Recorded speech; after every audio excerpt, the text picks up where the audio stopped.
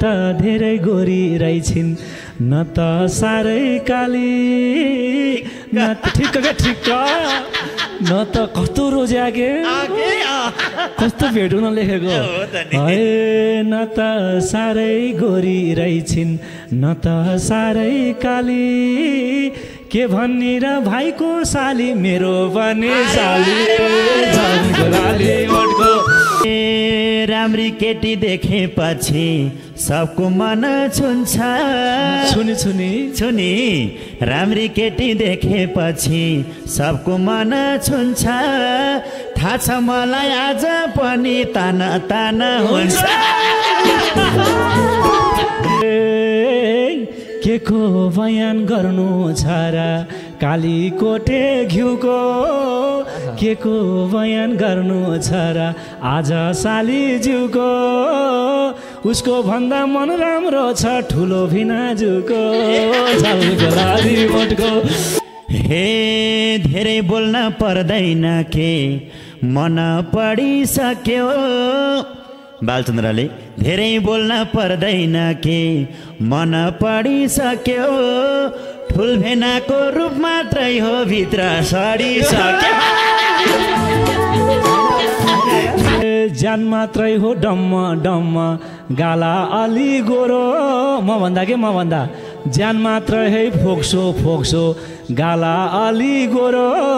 अस्ति डाँडा चढ्न जाँदा स्यास्या भाथ्यो मोरो लाली मोटको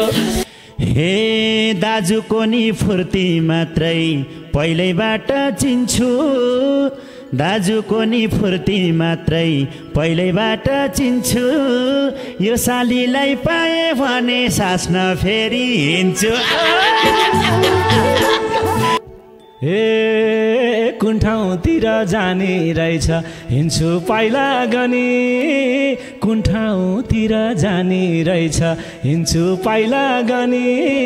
यति राम्री पाउन पाए सयकोस हिँड्छु मनी लाली ओठको झल्को कोही नि छैन फुलको माली खाली भनेपछि कोही नि छैन फुलको माली खाली भनेपछि भिना जुत्ता मारि हाल्छन् साली भनेपछि राम्री देखेपछि रसाउने यी आँत हो राम्री देखेपछि रसाउने यी आँत हो भिनाहरूलाई मताउने त सालीहरूकै जात हो लाली ओठको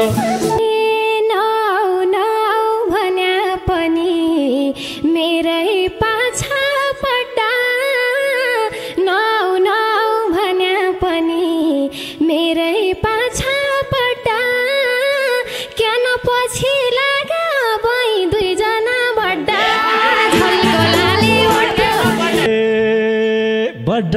बड्डा भन्दाखेरि खस्छ हाम्रो मान बड्डा भन्दाखेरि खस्छ हाम्रो मान क्याना पछि पर्या होला तिमी आफै जान क्याना पछि पढ्ने हो हे क्याना पछि पढ्यौ भनी कनले परायो र क्याना पछि पढ्यौ भनी कनले परायो र मकन त बैरालो भो जवानी आयो र झल्को लाली ओठको मान्छे मात्रै हेर्दा सानी कति मिठो गाउँछ सुन तमले सुन्न पर्ने हो मान्छे मात्रै सानी कति मिठो गाउँछ बड्डाहरूको सङ्गत गरे पैसा चढी आउँछ झल्को लाली ओठको हे तमी कन अब म त सम्झाम कसो गरी तमी कन अब म त सम्झाउ कसो गरी के जवानी चढी आउनु आउँछ मनै मरे हे बड्डा भैनी पिरतीको सागर चलाइदिन्छ बड्डा भानी पिरतीको सागर चलाइदिन्छ फुललाको कपिलालाई जागर चलाइदिन्छ अहिले तिमीले बुझ्या छैनौ बुझ्छौ सुस्त भरे अहिले तिमीले बुझ्या छैनौ छौ सुस्त भरे मिठो मिठो खाना पाउँछौ हाम्रो संगत गरे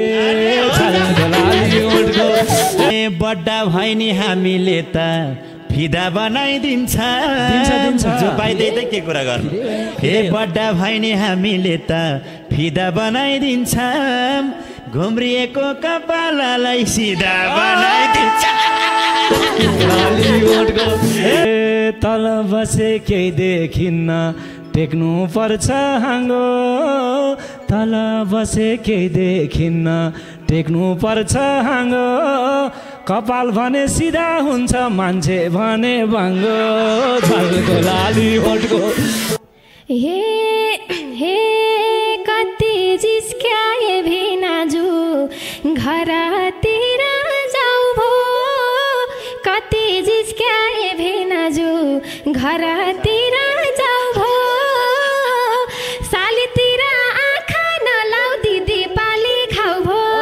झल्को लाली उठको हे सालीलाई त भिनाजुले हकवाला नै मान्छ लाग्छ हे सालीलाई त भिनाजुको हकवाला नै मान्छ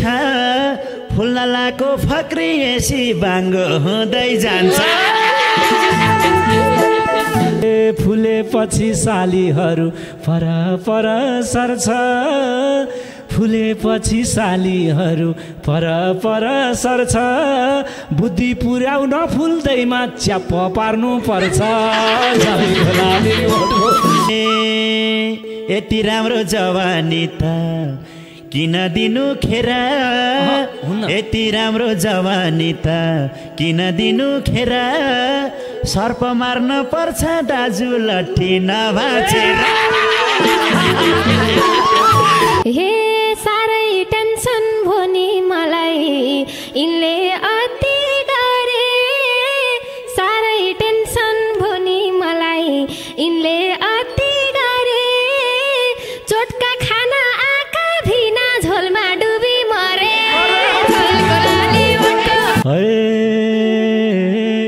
काली कोटे नानीसँग मनको कुरा खोलौँ काली कोटे नानीसँग मनको कुरा खोलौँ बालु तिम्रो सालीसँग के साइनोले बोलाऊ झल्को लाली उठको मेरी साली देखेपछि मक्खै पर्छु मनी मेरी साली देखेपछि मक्खै पर्छु मनी हजुर मेरो दाजै नै हो के भन्ने हो त नि झल्को लाली उठको बाटो खोल्यो मटर चल्यो जुम्ला काली गोठको